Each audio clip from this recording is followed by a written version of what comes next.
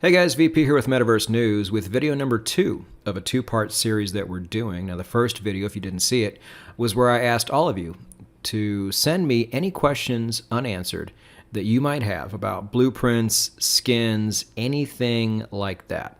There's a lot of information out there. I wanted to legitimize it and consolidate it all into one place. And, I had a handful of questions that I wanted answered, but you guys chimed in with some really good ones that I added on. Now, unfortunately, there were some that I just didn't quite understand or just didn't have anything to do with blueprints or skins, and that's just not what we're doing. So I didn't ask those, but I did ask the rest. And my big thing was trying my best to get a mod or a founder to answer. Not that people can't be trusted, but it just seems like if you get it from a mod or a founder, it's 100% the actual truth, or as close as we can possibly get to it. So as we go along, just remember I did my best here. I didn't always get the perfect answer from the perfect source, but the idea was just to get it as close as I possibly could. And then things can change. This is the way things are right now, but down the road, all of this stuff can change over time. And if that happens, feel free to go down to the comments section and let the community know. It's important that we have one central place where we can get the most updated factual answers on these questions, and that is what this particular video is aiming to do. Now, on one condition though, if you do that, give us a link to where you saw it. Hearsay is one thing. It's not that we don't trust you, I'm sure we do, but cite your source and make sure a mod or a founder said it. That's a problem sometimes with asking these questions on Discord is people really want to help, but those people could just be random people, and you don't know where they heard it from. So I tried my best to get everything as close to the actual source as possible. Now, there was a question that I got asked to ask a couple times, actually.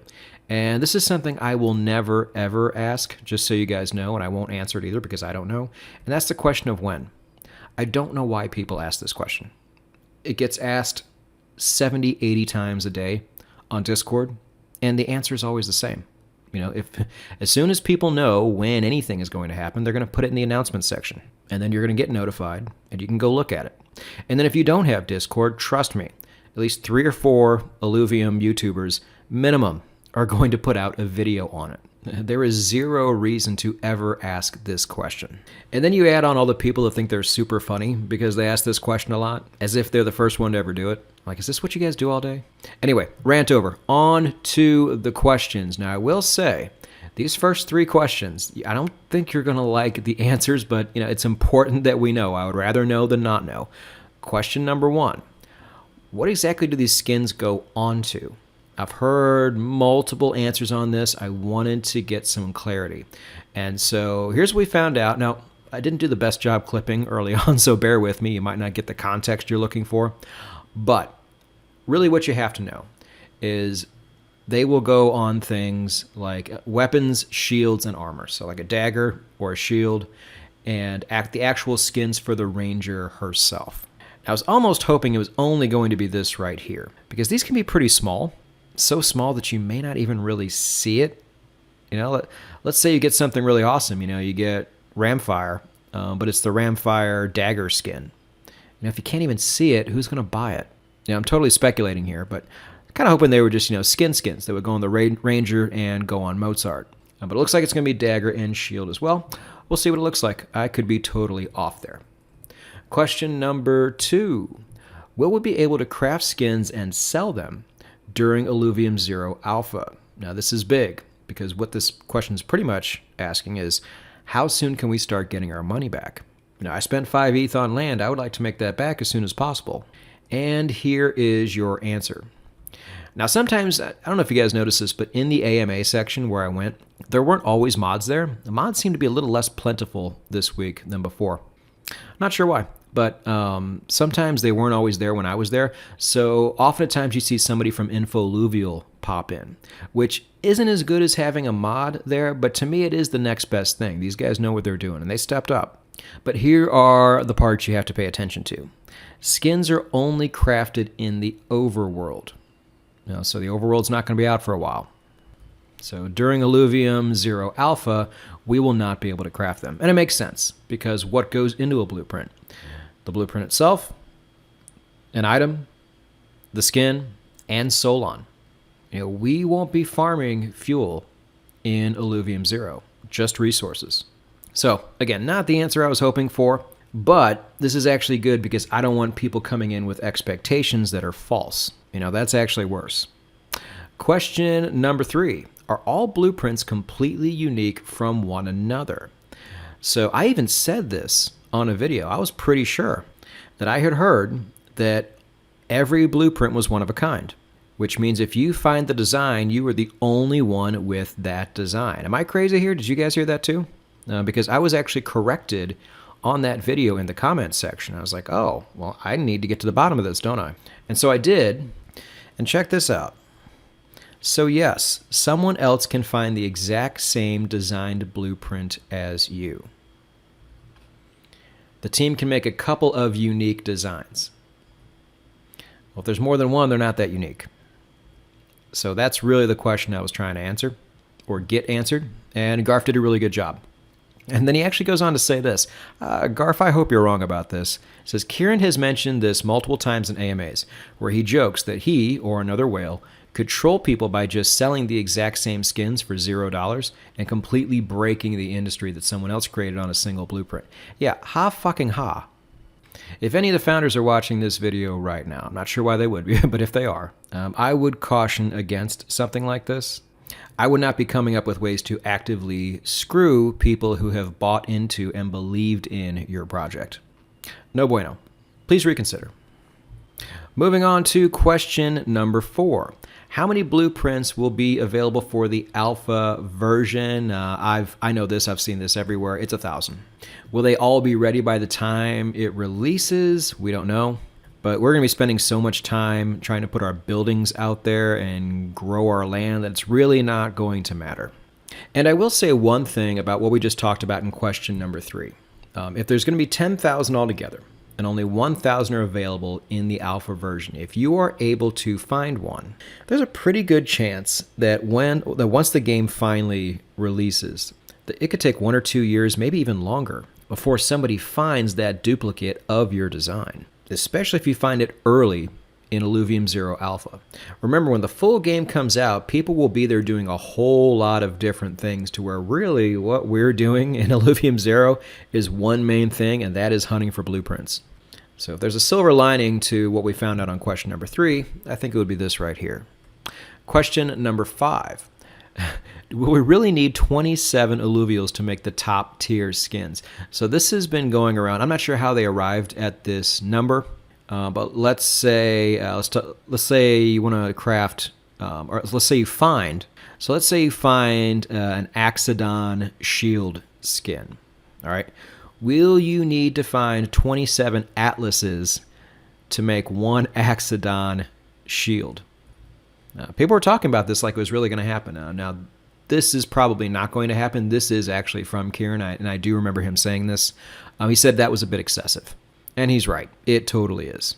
Now, I don't think you're just going to need to find one Illuvial to be able to crank out skins like this. It's probably going to take a bit more work than that.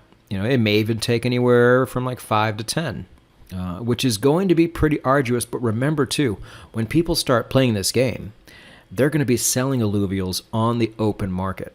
And the more they dump those onto the open market, the cheaper they're going to get. So you'll be able to catch them and buy them.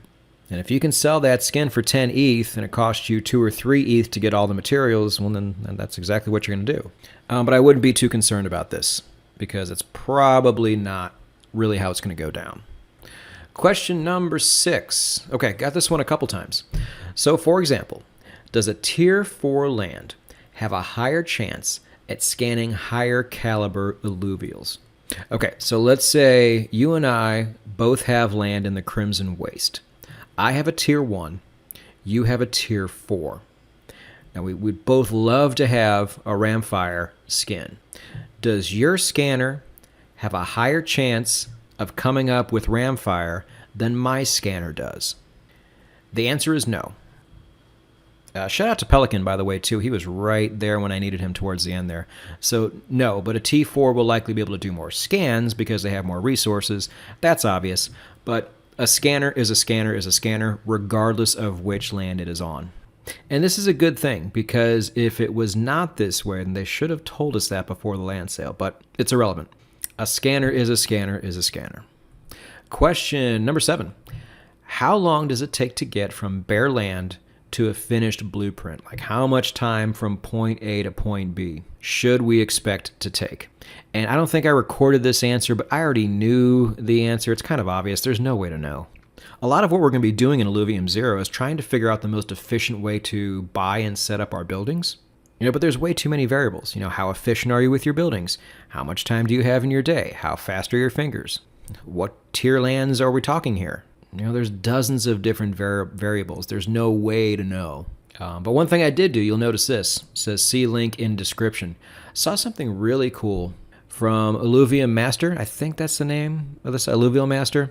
I'm on my screen right now. I can't go to it. But anyway, go to the description. There's a really cool little post down below that shows how everything goes from point A to point B. Not how long does it take, but just what are the steps you have to go to say if you want to get to a scanner, or if you want to get from no land to a marketplace or something like that. It's a really good resource to bookmark and have. So I included that in the description for you. Last question, question number 8. What is the process from transferring resources from one land to the other? Now, this is not a direct blueprint skins question, but this is something that everybody like us who is very interested in finding as many blueprints and skins as possible wants to know, especially if you have more than one land. I doubt you have a perfect assortment of resources on every land. You're going to want to be transferring some back and forth. What is that process like? So here's what we found from Johnny.